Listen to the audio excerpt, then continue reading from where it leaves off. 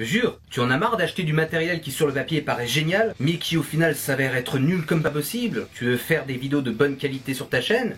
Bah tu es au bon endroit, bienvenue. Si tu es un nouvel arrivant, il faut savoir que cette chaîne était ma chaîne secondaire pour faire les lives. Malheureusement, un strike empêchant justement de faire des lives, bah cette chaîne était devenue inutile. Mais étant donné que je voulais faire une chaîne consacrée au matériel et logiciel pour youtubeurs justement, je me suis dit pourquoi pas me servir de celle-ci. Et bien c'est parti, ça fait quand même beaucoup de fois le mot chaîne. J'ai justement eu envie de faire ce projet après moult déceptions d'achat de matériel totalement naze. Je vais donc vous conseiller un maximum ici, pour que vous puissiez gagner du temps et de l'argent. Et dans la plus grande des simplicités. Pas de jargon ultra technique que la moitié des gens ne comprennent rien, on est d'accord? Que des choses qui vous feront évoluer rapidement. Je suis Norage et tu regardes Matos YouTube. Aujourd'hui on va parler de micros. J'ai acheté 3 micros différents avant de trouver celui que j'ai et qui est une petite perle. Un micro parfait qui s'installe du tac au tac, tu branches, tu l'utilises. Évidemment comme je viens de dire, le micro que je vais vous conseiller vraiment c'est celui que j'utilise actuellement. Vous pourrez donc jauger la qualité du micro tout le long de la vidéo. Eh, tu veux rire? J'ai fait une énorme connerie avec mon fichier audio, donc la qualité que tu entends là maintenant c'est effectivement mon micro,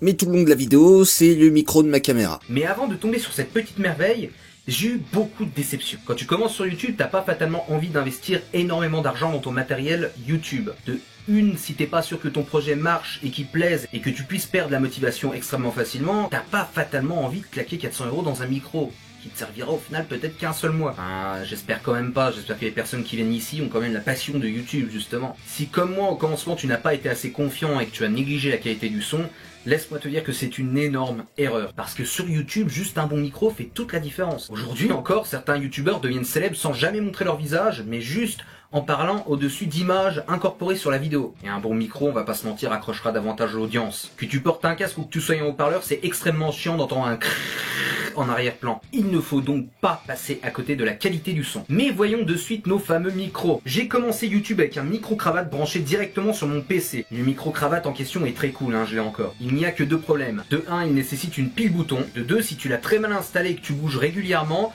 le son peut vite devenir extrêmement dérangeant. Et pour compléter le point numéro 1, pourquoi je ne suis pas fan de la pile bouton? Parce que d'après moi ça peut être un problème. Et si tu fais des gros enregistrements par exemple sur des jeux vidéo et que tu te rends pas compte que ton micro est coupé, je te raconte pas la frustration. Je l'ai vécu, je sais de quoi je parle. Sur mes premières vidéos, il y avait 2 enregistrements que je trouvais juste excellents.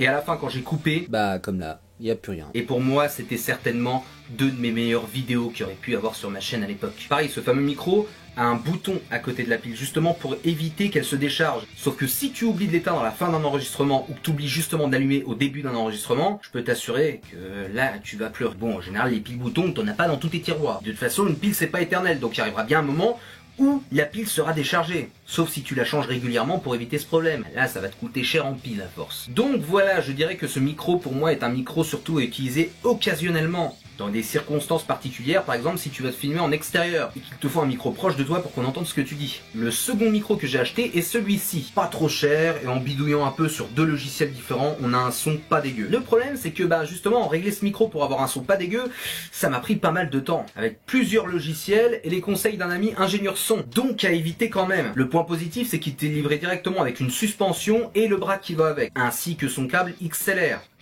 Et un anti-pop. Ouais, il lésine pas, sur le prix c'est extrêmement cool. La seule chose à acheter en supplément c'est une carte son externe si tu n'en as pas une intégrée à ton ordinateur. On ne tarde pas plus et on va commencer à parler du saint graal des micros YouTube. Le Blue Yeti. Caca.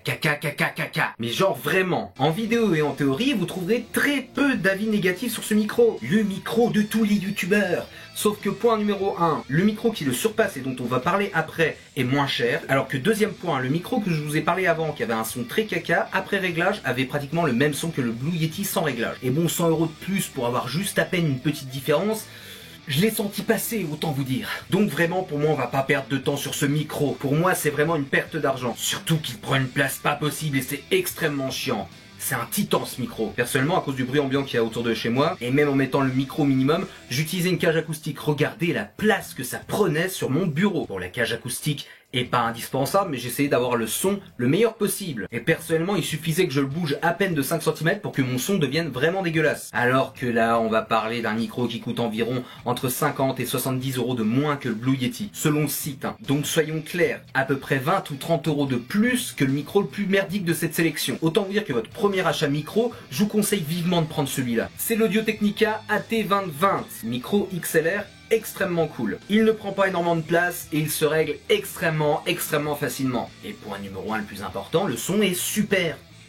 Mieux que le Blue Yeti. Bon, il faut l'accompagner d'une petite carte son. Personnellement, j'ai pris une Behringer à 30 € sur Amazon et elle fait plus que le café.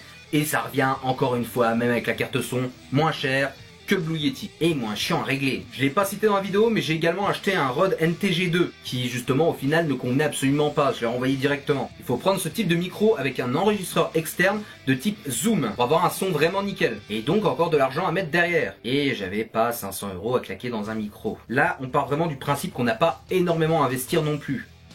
On joue la sécurité, donc vraiment, on va investir sur l'Audio-Technica. En termes de réglage, c'est du plug and play. Tu branches, tu utilises. Point. Tu régleras fatalement le niveau de ta voix via la table pour pas qu'elle sature et qu'elle soit trop faible. Prends 2 secondes. Et si t'as le moindre problème, clac, tu peux couper directement et pas prendre ton temps à aller couper le son sur le PC. Mais c'est tout, tu ne passeras pas 100 ans sur le réglage pour essayer d'avoir un son correct. Voilà, c'est tout pour cette vidéo. Pour la prochaine, on va essayer de parler des logiciels qui complémenteront bien le son de vos vidéos justement. Et je vous montrerai également mes petits secrets pour avoir un son encore plus que parfait.